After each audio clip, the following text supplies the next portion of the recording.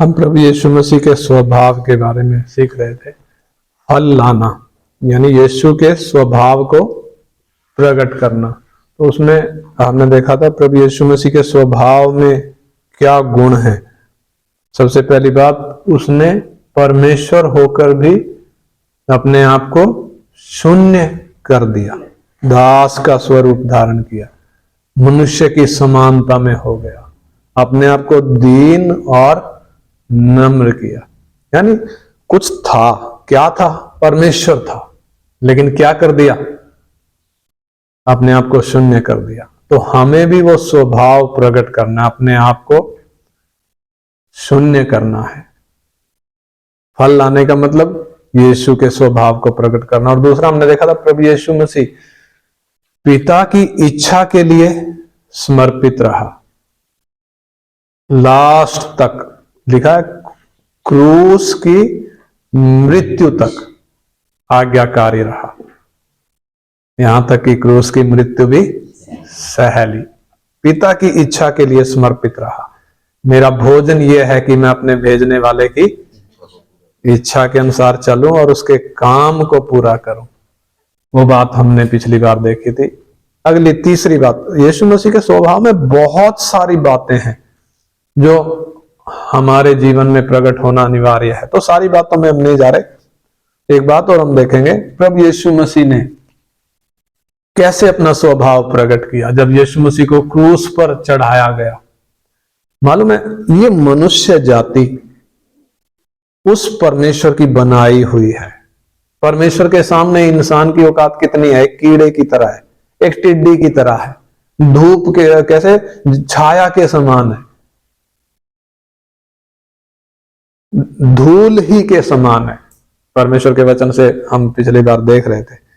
तो मनुष्य जो परमेश्वर के सामने कुछ भी नहीं है, और वो परमेश्वर जो सृष्टि करता है, जो सर्वशक्तिमान है, जब इंसान के तौर पर इस धरती पर आया, इसी इंसान ने, जिसकी औकात परमेश्वर के सामने कुछ भी नहीं, उसके साथ कैसा व्यवहार किया। क्रूस पर टांग दिया, मुंह पर थूका, अपमान किया, क्या कुछ नहीं किया। प्रभु यीशु मसीह के उस क्रूस की उन बातों में हम सीखते हैं, देखते हैं क्या क्या प्रभु यीशु मसीह के साथ किया गया। तो जब क्रूस पर यीशु टंगा है, आवाज आ रही है। क्या आवाज आ रही है? उधर पढ़ेंगे हम लूका 23 अध्याय का 34 वचन। लूका 23 अध्याय उसका 34 वचन हम पढ़ेंगे। 23 का 34। तब यीशु ने कहा, हे पिता, इन्हें क्षमा कर, क्योंकि ये जानते नहीं कि क्या कर रहे हैं। हाँ, देखिए प्रभु यीशु की आवाज आ रही है, हे पिता, इन्हें क्षमा कर, क्योंकि ये जानते नहीं ये क्या कर रहे हैं। ये यीशु कौन है जो ये बात बोल रहा है? यानी परमेश्वर जब मनुष्य के शरीर में आया, उसके साथ कैसा व्यवहार किया गया। तो भी आवाज क्या आ रही है? हे पिता, इन्हें क्षमा कर, क्योंकि ये जानते नहीं ये क्या कर रहे हैं। यानी मानव जाति का इतिहास यदि हम देखें तो एक इंसान ने दूसरे इंसान के प्रति जो अपराध किया, वास्तव में परमेश्वर के खिलाफ अपराध है, लेकिन एक मनुष्य ने दूसरे मनुष्य के प्रति जो अपराध किया, अगर मनुष्य के इतिहास को हम खोज कर देखें तो सबसे भयानक अपराध, सबसे गहरा अपराध, सबसे गंभीर अपराध जो किया गया वो यीशु के खिलाफ किया गया, यीशु के साथ किया गया। लेकिन फिर भी उतने गंभीर अपराध को भी वो क्या कह रहा है? हे पिता, इन्हें क्षमा कर, ये जानते नहीं ये क्या करते हैं। यानी यीशु मसीह के स्वभाव में हम कौन सा गुण देखते हैं? माफ करने का गुण। यीशु के स्वभाव में कौन सा गुण है? माफ करने का गुण। जब एक व्याभिचारिणी औरत को पकड़ कर लाए फरीसी शास्त्री मंदिर में, जब यीशु था उधर लेकर आए सुबह सुबह, यीशु को परखने के लिए बोलते हैं कि देखो हमने इसको अपराध में पकड़ा है, व्यभिचार में ये पकड़ी गई है और मूसा ने हमें आज्ञा दी है कि ऐसे व्यक्ति को जान से मारना है, तो इसके बारे में क्या कहता है? तो यीशु का जवाब क्या था? तुम में से जो पाप रहित है वो पहला पत्थर उठाकर इसको मारे। पहले कौन पत्थर उठाए? जो तुम में जो पाप रहित है। लेकिन क्योंकि पाप रहित तो कोई नहीं है, आज तक नहीं है, पूरी मानव जाति में कोई पाप रहित नहीं है। परमेश्वर ने हर एक व्यक्ति के अंदर विवेक दिया है जो गवाही देता है कि मैं पाप रहित नहीं हूं। इसलिए वो फरीसी शास्त्री जो उस औरत पर इल्जाम लगा रहे थे, मालूम है वो एक भी पत्थर उठा नहीं पाया, एक एक करके सब वहां से निकल गए, क्योंकि विवेक ने उनको दोषी ठहराया, उनके अपने विवेक ने उनको दोषी ठहराया। तू कैसे पत्थर उठाएगा जब तू खुद पापी है? तो बाद में जब यीशु ऊपर को उठा, कुछ लिख रहा था ना जमीन पे झुककर, जब ऊपर को उठा सब चले गए, सिर्फ वो औरत खड़ी है। यीशु उससे क्या पूछते हैं? तेरे दोष लगाने वाले कहां गए? क्या अब वो तुझ पर दोष नहीं लगाते? कहती है नहीं प्रभु। तो यीशु ने क्या कहा? जा, मैं भी तुझ पर दोष नहीं लगाता, मैंने भी तुझे माफ किया, अब दोबारा पाप नहीं करना, है ना। प्रभु ने कितना, हम देखते हैं प्रभु के उस जीवन में उस सेवकाई का जो 3.5 साल था, किस तरीके से प्रभु ने दूसरों को माफ किया। हे पुत्र तेरे पाप माफ हुए। फरीसी शास्त्री खुंदक खाते थे, ये कैसे पाप माफ कर सकता है? लेकिन फिर भी यीशु ने क्या किया? अंत में क्रूस पर टंगा हुआ भी कह रहा है, पिता इन्हें क्षमा कर क्योंकि ये जानते नहीं ये क्या करते हैं। यानी प्रभु ने उतना भयानक, उतना गंभीर अपराध भी जो लोगों ने उसके खिलाफ किया था माफ कर दिया। तो मुझे और आपको प्रभु क्या कहता है? देखो, इस बात को प्रभु एक दृष्टांत के द्वारा समझाता है, वो हम पढ़ेंगे मत्ती 18 अध्याय में। मत्ती 18 अध्याय में एक दृष्टांत के द्वारा प्रभु समझाता है कि किस तरीके से हमें दूसरों के साथ व्यवहार करना चाहिए।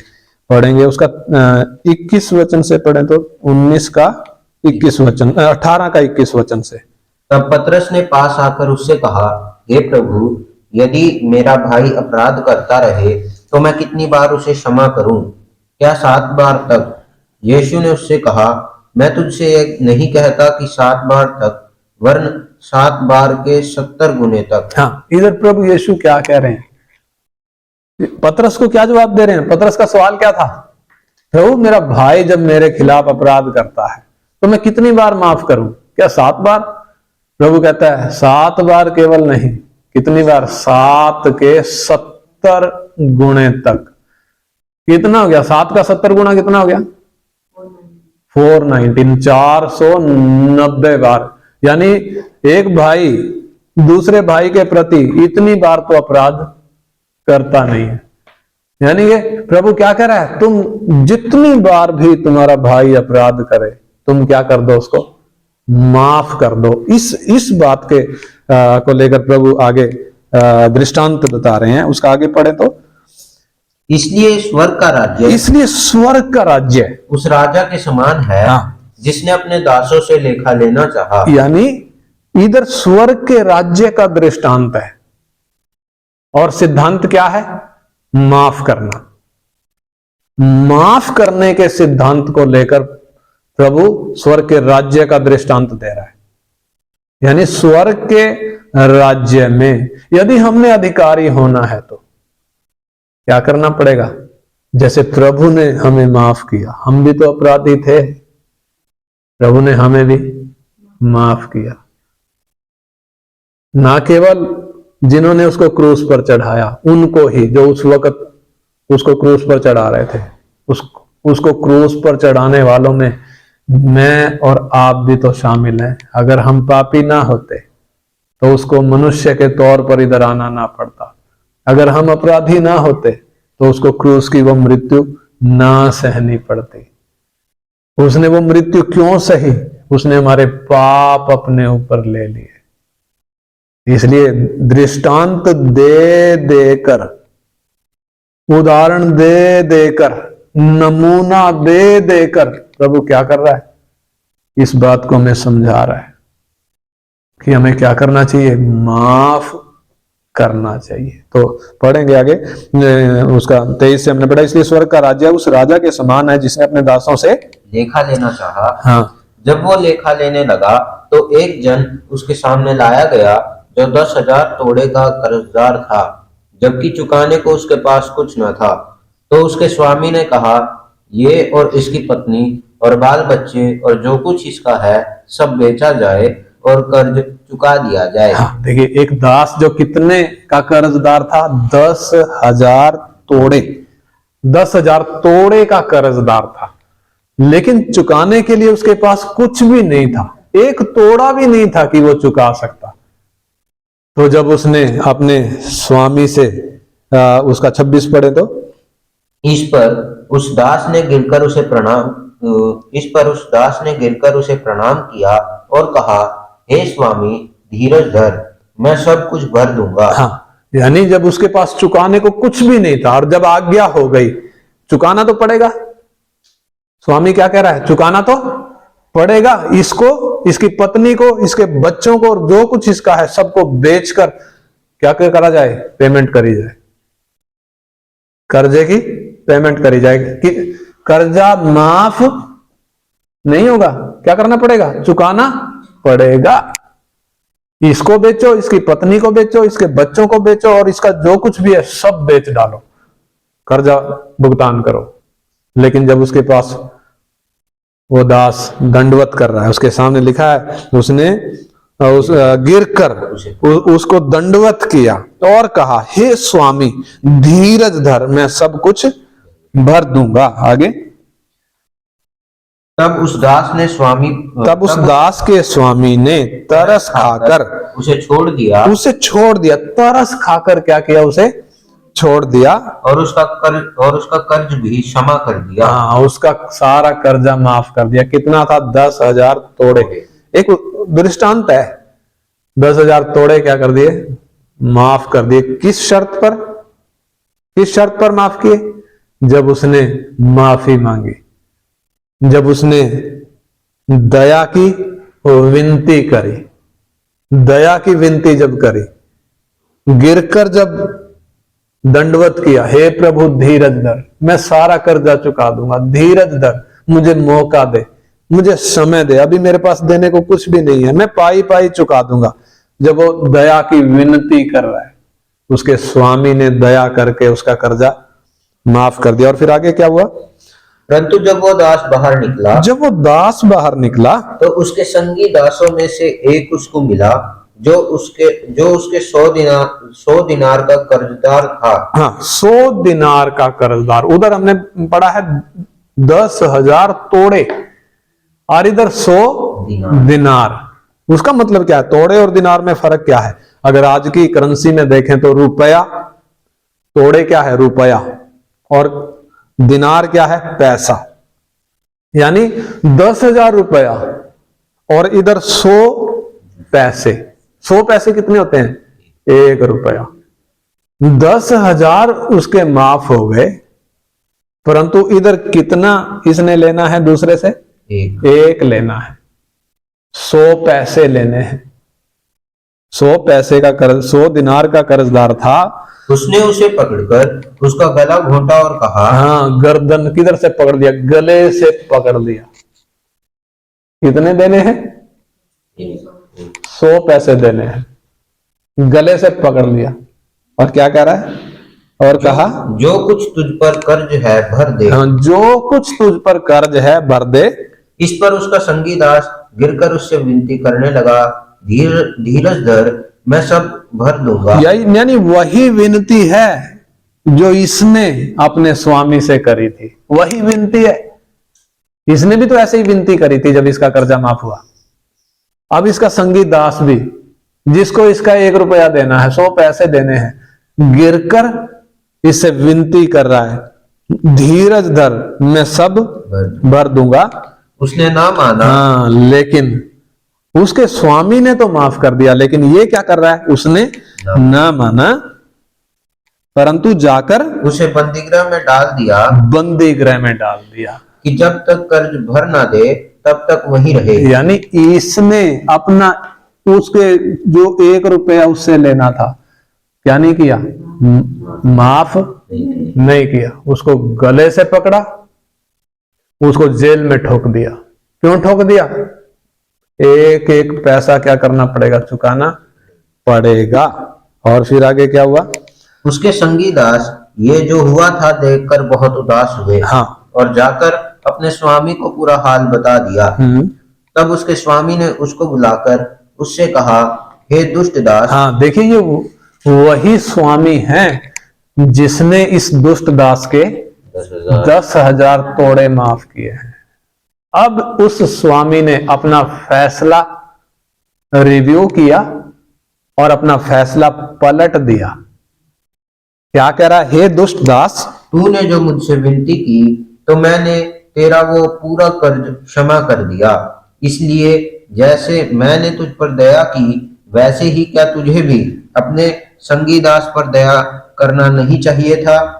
और उसके स्वामी ने क्रोध में आकर उसे दंड देने वालों के हाथ में सौंप दिया कि जब तक वो सब कर्ज भर ना दे तब तक उनके हाथ में रहे। हाँ, यानी 10,000 तोड़े जो माफ हो गए थे, अब क्या करना पड़ेगा? पाई पाई चुकानी पड़ेगी। वो 10,000 तोड़े की एक एक पैसा चुकाना पड़ेगा। क्यों चुकाना पड़ेगा? क्योंकि तूने अपने संगी दास के 100 पैसे माफ क्यों नहीं किए? यानी देखो, परमेश्वर हमसे कैसा व्यवहार चाहता है, आप समझना इस बात को।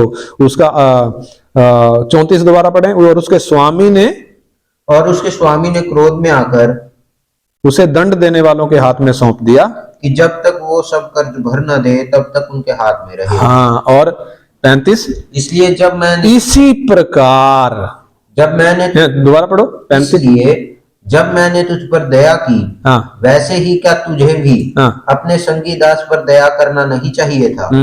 और उसके स्वामी ने क्रोध में आकर उसे दंड देने वालों के हाथ में सौंप दिया कि जब तक वो सब कर्ज भर ना दे तब तक उनके हाथ में रहे। हाँ, उसका 35 पढ़ो ना। इसी प्रकार यदि तुम में से हर एक अपने भाई को मन से क्षमा ना करेगा तो मेरा पिता जो स्वर्ग में है, हाँ, तुमसे भी वैसा ही करेगा। कैसा करेगा? जैसा इस स्वामी ने किया।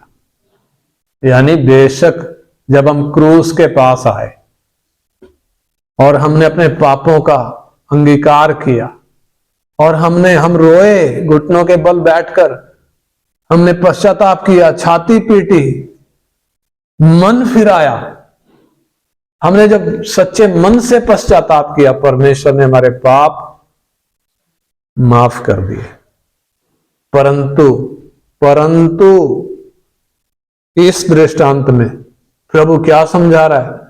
बेशक तुम्हारे 10,000 जो पाप थे माफ हो गए, परंतु तुमने यदि अपने साथी का, अपने भाई का, पतरस के सवाल के जवाब में कह रहा है प्रभु, पतरस ने पूछा था, मेरा भाई यदि मेरे खिलाफ पाप करे तो मैं कितनी बार माफ करूं?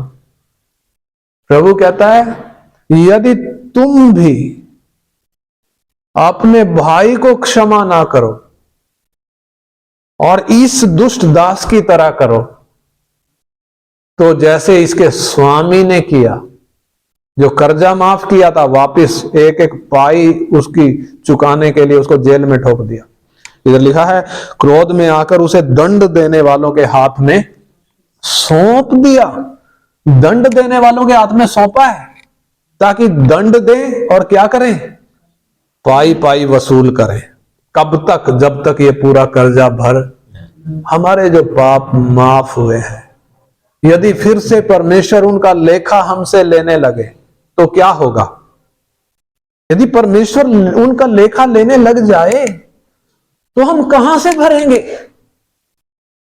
कहां से भरेंगे? हमने होश संभालने के दिन से जो पाप किए, मेरा भाई जब मेरे खिलाफ पाप कर रहा है तो क्या मुझे क्षमा नहीं करना चाहिए? जब मेरे इतने भयानक पाप भी क्या हो गए, माफ हो गए।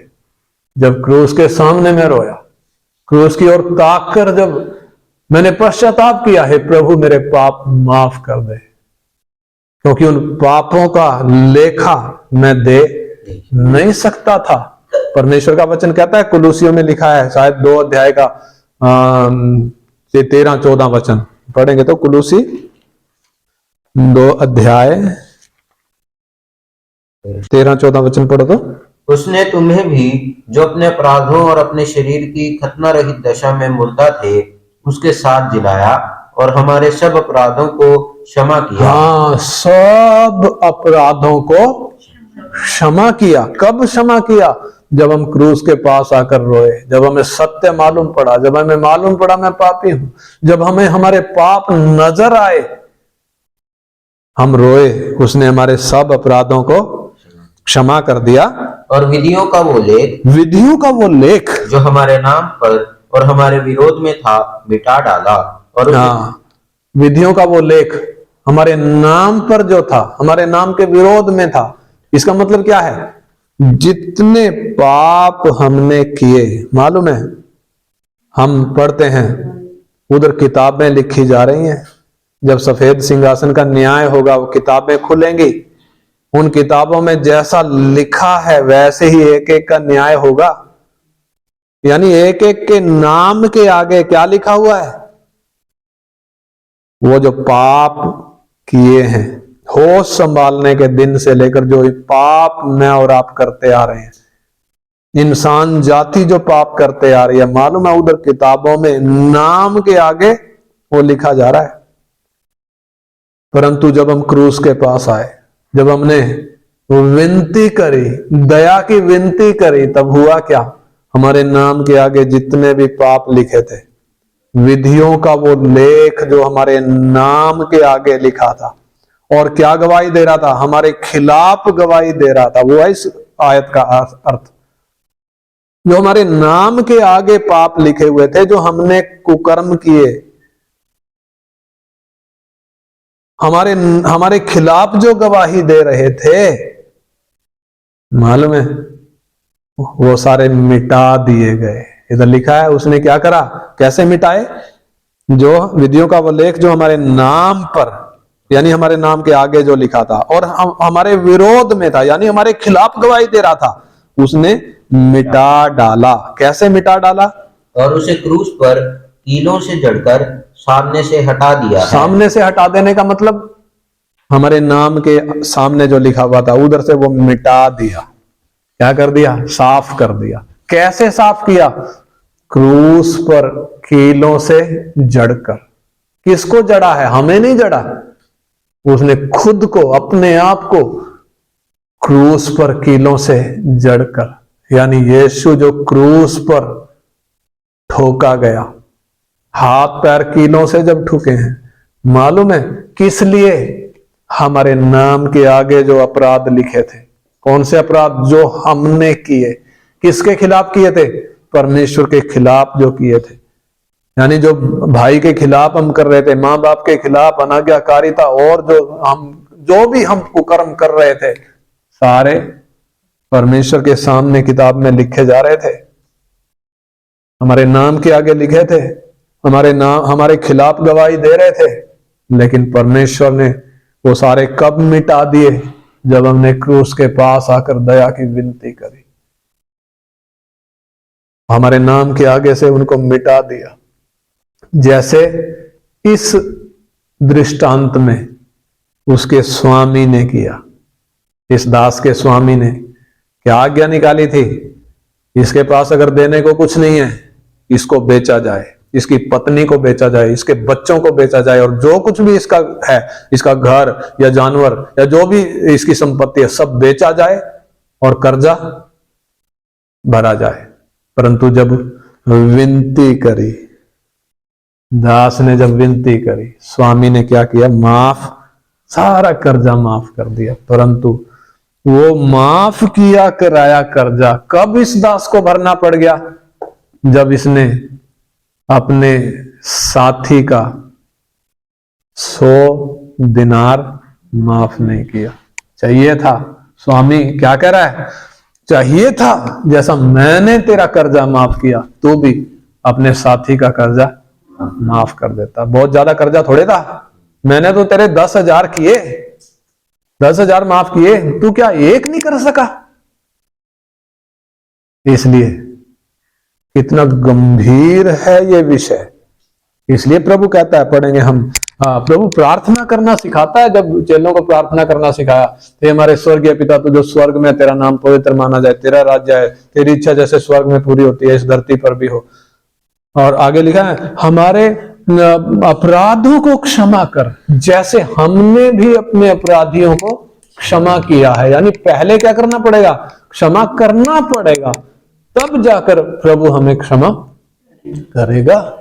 और उसका और आगे पढ़े तो उसका 14-15, मत्ती 6 अध्याय का 13-14 पढ़े तो मत्ती 6 अध्याय उसका 14-15 वचन पढ़ो, 14 और 15 वचन, मत्ती 6 का 14 और 15 वचन जल्दी से। इसलिए यदि तुम मनुष्य के अपराध क्षमा करोगे, हाँ, तो तुम्हारा स्वर्गीय पिता भी तुम्हें क्षमा करेगा। हाँ, देखिए साफ लिखा है, वही दृष्टांत वाली बात है। इसलिए यदि तुम भी, है? इसलिए यदि तुम मनुष्य के अपराध क्षमा करो, हाँ, यानी तुम्हारे खिलाफ तुम्हारे भाई ने या तुम्हारे साथी ने तुम्हारे खिलाफ जो अपराध किया है, यदि तुम उनको क्षमा करोगे, तो तुम्हारा स्वर्गीय पिता भी तुम्हें क्षमा करेगा। हाँ, शर्त है, इस शर्त पे क्षमा करेगा। और आगे, और यदि तुम मनुष्य के अपराध क्षमा न करोगे तो तुम्हारा पिता भी तुम्हारे अपराध क्षमा न करेगा। हाँ, अगर तुम क्षमा नहीं करोगे तो तुम्हारा स्वर्गीय पिता भी क्षमा नहीं करेगा। यानी वो दृष्टांत प्रभु जो बता रहा है उसका वो 23 में हमने क्या पढ़ा, स्वर्ग का राज्य है, यानी स्वर्ग के राज्य का सिद्धांत है ये। यानी अगर हम अपने अपराधियों को क्षमा ना करें, अपने अपराधियों का मतलब जो हमारे साथी, हमारा मित्र, हमारा भाई, हमारा परिवार का या कलीसिया का या समाज का कोई व्यक्ति हमारे खिलाफ यदि पाप करता है, अपराध करता है, हमारा कुछ बिगाड़ता है, हमारा कुछ नुकसान पहुंचाता है, अगर हम उसको माफ ना करें तो उस दृष्टांत के अनुसार क्या होगा, हम स्वर्ग के राज्य के अधिकारी नहीं हो सकते। परमेश्वर लेखा लेगा, परमेश्वर लेखा लेगा जैसे उस स्वामी ने लेखा लिया।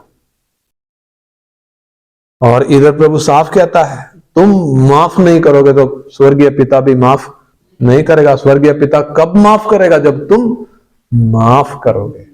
इसलिए कुलूसियों की पत्री 3 अध्याय का 13 वचन, कुलूसियों की पत्री 3 अध्याय का 13 वचन पढ़ेंगे।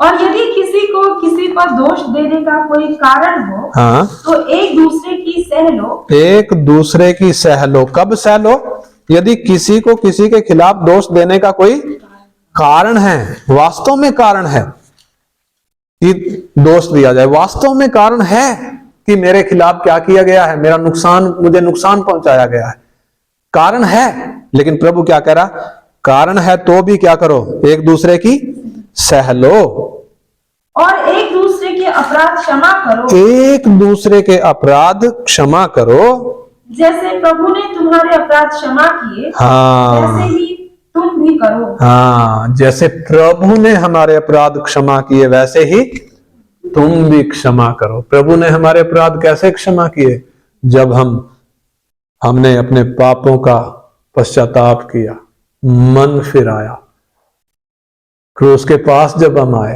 पर प्रभु ने हमारे पाप माफ कर दिए। इसलिए हमें भी कहता है, तुम भी कैसे ही करो वैसे ही माफ करो।